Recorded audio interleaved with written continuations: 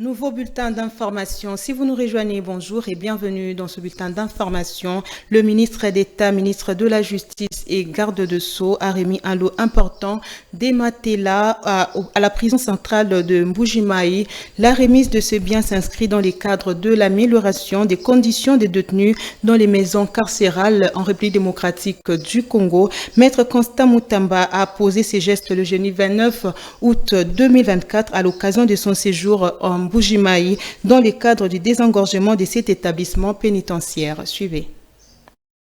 La prison centrale de Mbuji-Mayi a été dotée de plusieurs matelas neufs avant d'être désengorgée par le ministre de la Justice. Un motif de joie pour l'administratrice de cette maison carcérale. Tous les détenus de la prison centrale de Mbuji-Mayi, et à mon nom propre et au nom de la division provinciale de la justice du Kasaï oriental, je remercie de tout cœur l'excellence, le président de la République, Tshisekedi Tshilombo, et je remercie aussi les ministres d'État, ministre de la Justice et garde des Sceaux, pour ces gestes combien louables pour les réformes et pour tous les efforts qui sont en train de consentir pour une bonne détention. Les prisonniers, eux, n'ont pas manqué à exprimer leur gratitude vis-à-vis du chef de l'État et du ministre Constant Mutamba pour ses efforts dans l'assainissement de son secteur. Le patron de la justice a voulu écouter la population sur différents dossiers d'injustice auxquels elle fait face. Une solution leur a été promise le plus tôt que possible. Des familles venues accueillir et célébrer la sortie des prisons de leurs membres n'ont pas non plus caché leur joie.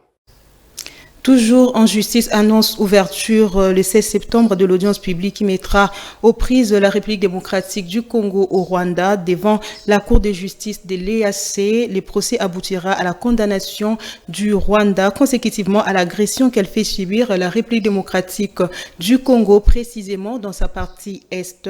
C'est le vice-ministre de la Justice chargé des contentieux international qui l'a annoncé. Suivez. J'ai été chargé par son Excellence Madame la Première ministre, chef du gouvernement, de me rendre à Arusha pour réclamer que les requêtes introduites par la RDC contre le Rwanda soient examinées en audience publique. J'ai demandé que la requête introduite par la RDC soit examinée dans les meilleurs délais, sinon la RDC allait quitter la communauté des États d'Afrique de l'Est. Le résultat n'a pas tardé. C'est ce qui nous réunit aujourd'hui. C'est que, immédiatement après mon départ d'Arusha, la Cour a programmé l'affaire de la RDC contre le Rwanda. Alors, quelles sont les implications de l'ouverture de ce procès?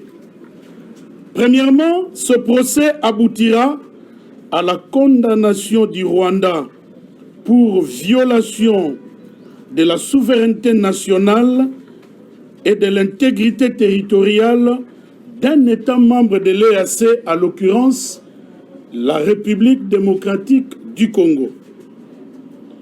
Il en est de même des conséquences qui en découlent, dont notamment les atrocités de masse contre les populations civiles ainsi que les violations graves et flagrantes du droit international humanitaire que le Rwanda devra réparer.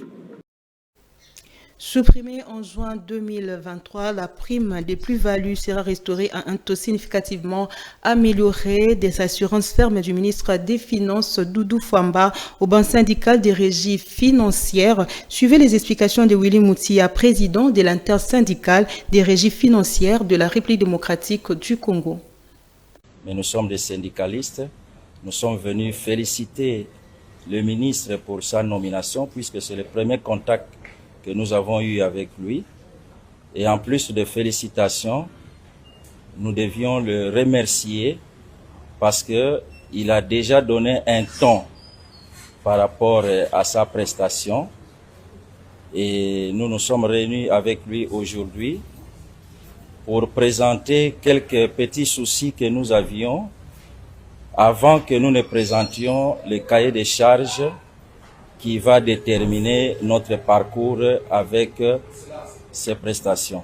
Le premier souci d'emblée à la volée était l'arrêté que nous souffrions depuis tout ce temps, l'arrêté de la plus-value. Et le ministre s'est impliqué déjà parce qu'il en a déjà parlé. Et le deuxième souci était la prime spécifique de toutes les régies.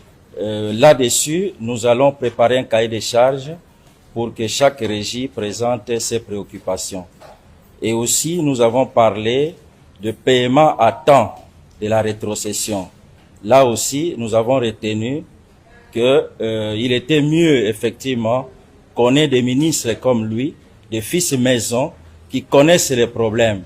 Parce que là, nous sommes déjà en parcours pour éponger toutes les arriérés que nous avions.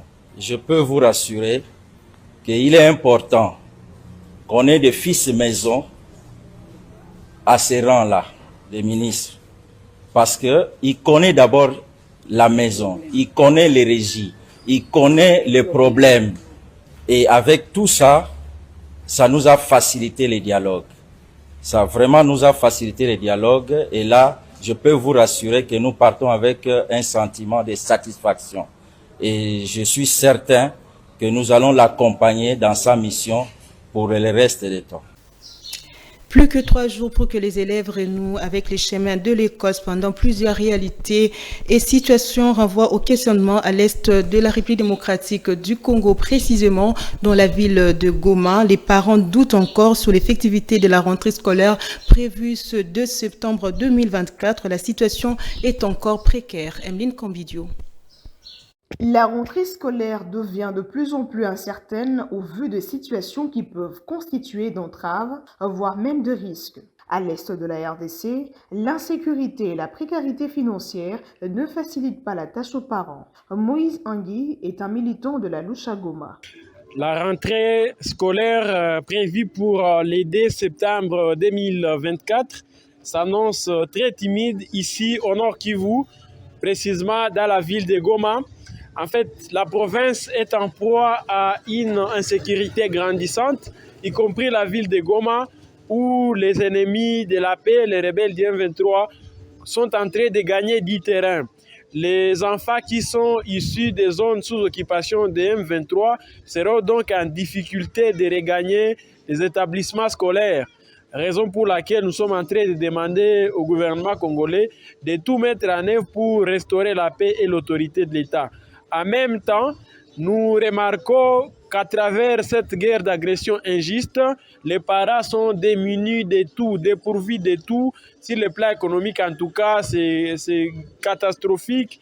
La misère a élu domicile dans plusieurs ménages. Jusqu'à présent, nous ne sentons pas le mouvement sur les différents marchés, comme pour voir les parents en train de se procurer des kits scolaires. Donc vraiment c'est compliqué ici. Plus que 4 jours, les autorités tant nationales que provinciales sont priées de régler cette situation pour préserver les élèves et leur permettre de faire un retour sécure à l'école. En sport, bientôt, la construction d'un stade moderne d'une capacité de 40 000 places assises dans la commune d'Indjili à la place Sainte-Thérèse. C'est ce qu'a constitué l'objet de l'échange qu'accordait le ministre des Sports Didier Boudimbo aux responsables de l'entreprise TOA en présence de l'expert CAF, Shadrack Tinta. La partie est de Kinshasa sera bientôt dotée d'un stade moderne d'une capacité de 40 000 places assises à la mythique place Sainte-Thérèse dans la commune d'Indjili. Ce site comptera en sus des espaces commerciaux et culturels et portera le nom de l'ancien Premier ministre, le docteur Étienne Tshisekedi. Vous savez, on arrive véritablement à rencontrer une question importante d'infrastructures sportives dans notre pays. Et je crois qu'avec la société TOA qui a proposé ce projet, on va véritablement aboutir à la construction d'un stade moderne qui va être catégorisé dans la catégorie 3 au niveau de la catégorisation des stades par la Confédération africaine de football. Il est question donc d'ériger un stade du côté de la Tchangou, à Ndjili précisément.